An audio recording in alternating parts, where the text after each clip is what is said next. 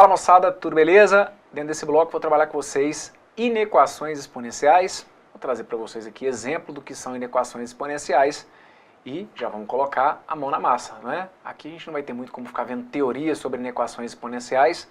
Eu vou ter que mostrar para vocês como que a gente faz para resolver as inequações exponenciais. Então vale lembrar que se eu tenho uma inequação, o que é uma inequação? Inequação é uma expressão matemática que vem expressa por uma desigualdade. Então tenho aqui, por exemplo, o sinal de maior ou igual, que é um sinal de desigualdade. Tenho o menor que é um sinal de desigualdade. Tenho o menor ou igual, que é um sinal de desigualdade. Então nós temos aqui, aparecendo na sua tela, exemplos de inequações. E por que elas são chamadas de inequações exponenciais? Elas são chamadas de inequações exponenciais justamente porque o meu expoente aqui, olha, aparece onde? Melhor, a minha incógnita aparece onde? Aparece no expoente, perfeito? Então são inequações pelo fato de apresentarem sinais de desigualdade. E são inequações exponenciais justamente porque a minha incógnita aparece no expoente. Moçada, como que a gente vai lidar então com as inequações exponenciais? Vocês vão ter que ficar ligados em basicamente duas regras, ok? A questão aqui é o seguinte: se você tiver uma inequação exponencial e se a base, vocês vão ter que ficar atentos à condição da base, perfeita? Se vocês tiverem uma inequação exponencial e se a base for um número maior do que 1, não é um número positivo simplesmente. Se a base for um número maior do que 1, a gente vai manter o sinal da desigualdade. Então já vou explicar para vocês, tá? Mas a sacada é entender basicamente o seguinte: se a base, vocês vão ter que ficar ligados nisso.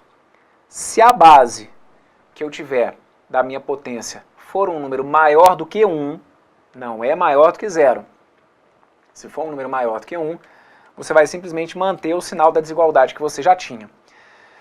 Se, no entanto, a base que você tiver for um número que fique entre 0 e 1, aí você vai ter que inverter o sinal da desigualdade. Então, conclusão: você só inverte o sinal da desigualdade numa inequação exponencial quando você perceber que a base é um número que vai variar entre 0 e 1.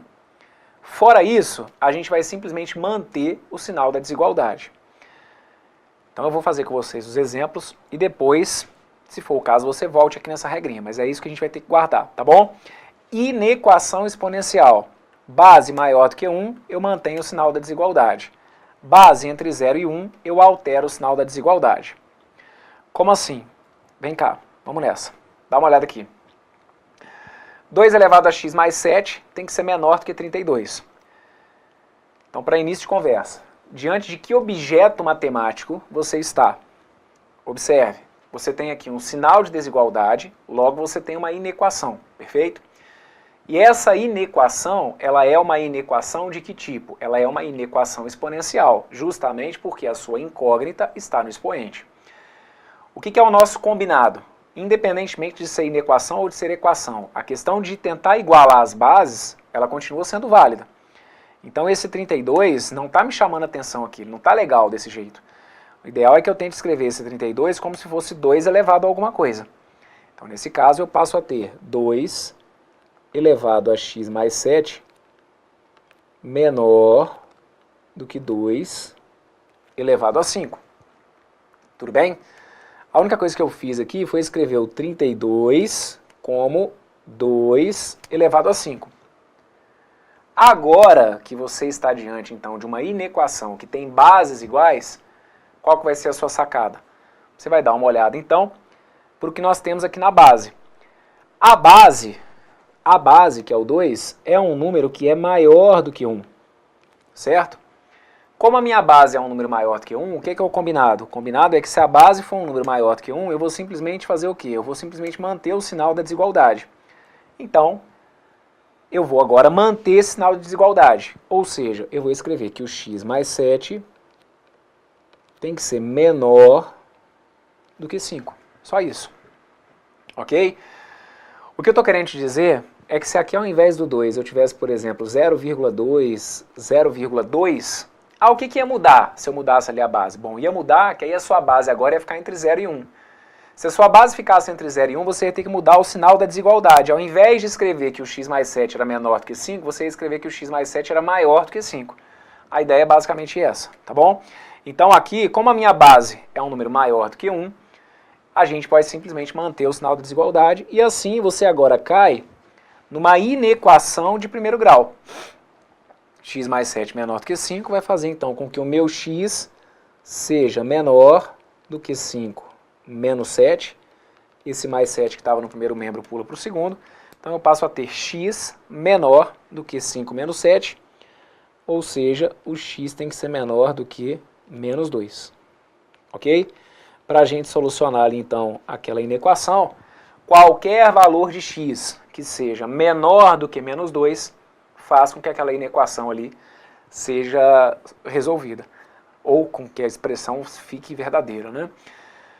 Conjunto solução disso daqui, como agora a gente tem uma inequação, vocês têm que se lembrar que eu posso trabalhar com algumas notações. Então eu posso escrever, por exemplo, que o meu conjunto solução é o conjunto x pertencente aos reais, tal que o x tem que ser menor do que menos 2. Ok? Posso trazer uma representação, por exemplo, na reta. Ó, eu posso colocar aqui o 0. Então eu tenho aqui o menos 1, tenho aqui o menos 2.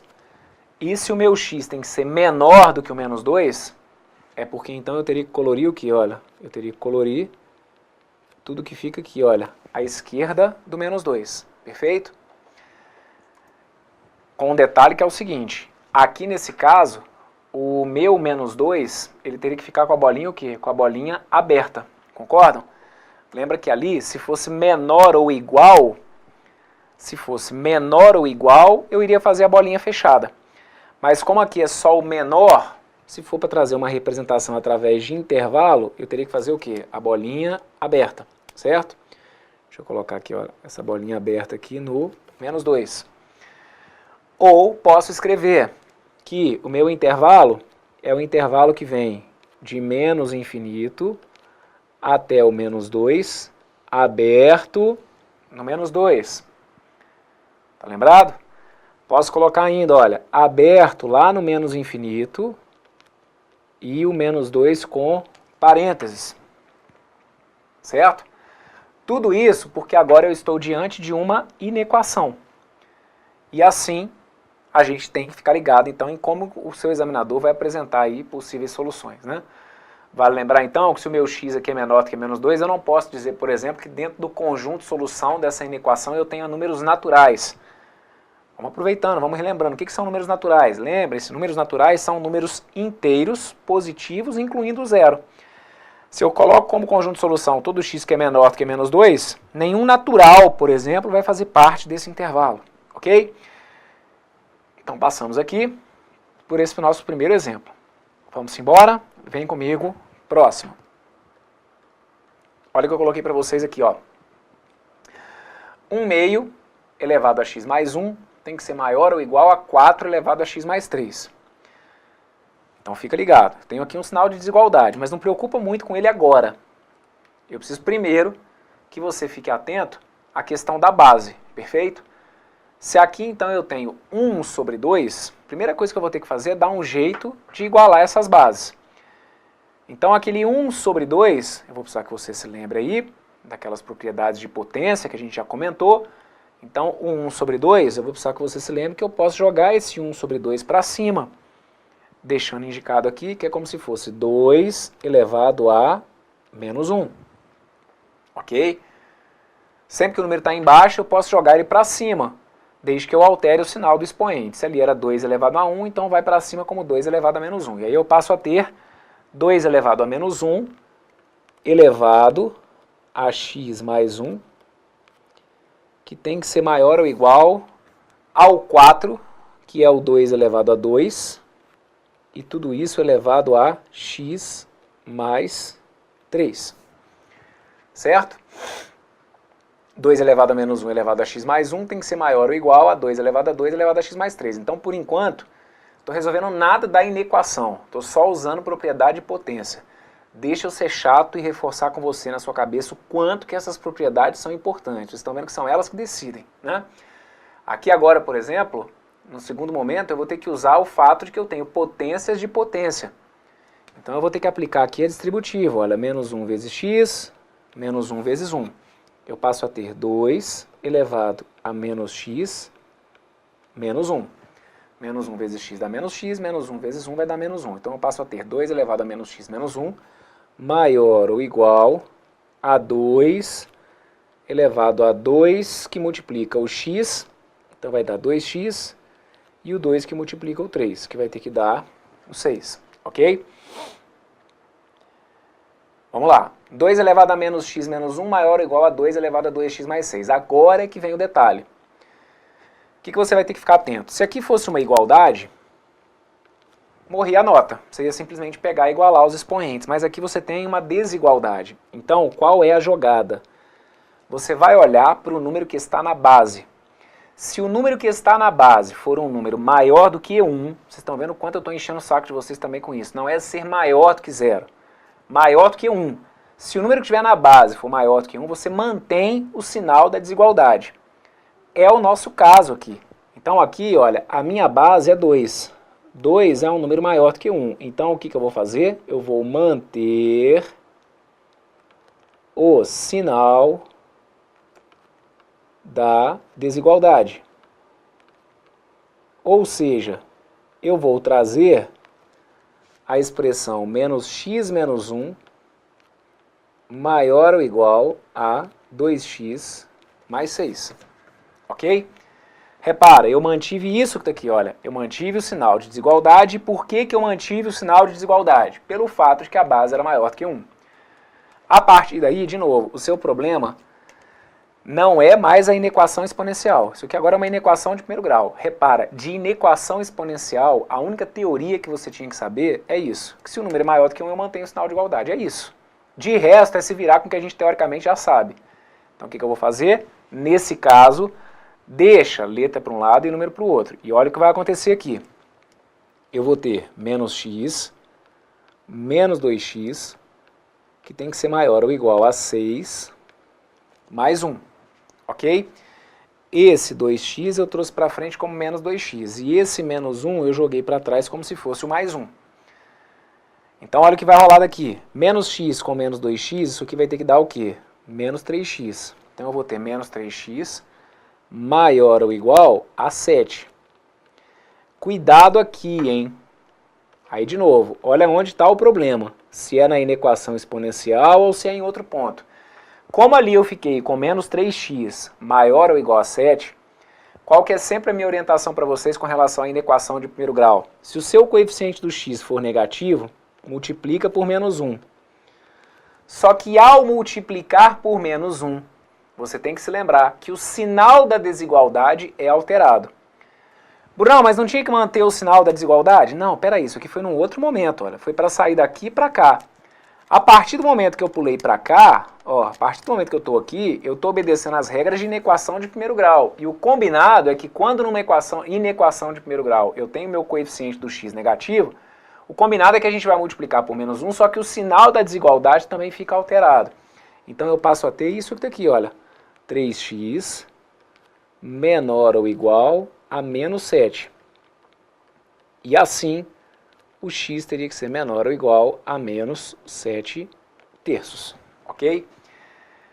Cuidado, por conta então desse coeficiente negativo, a multiplicação por menos 1 pede que eu altere esse sinal que está aqui, ok? Eu altero não só o sinal dos elementos, né, dos coeficientes, como eu altero também o sinal da desigualdade, tá bom? Eu inverto, né, o sinal da desigualdade. Então, o que seria aqui meu conjunto de solução?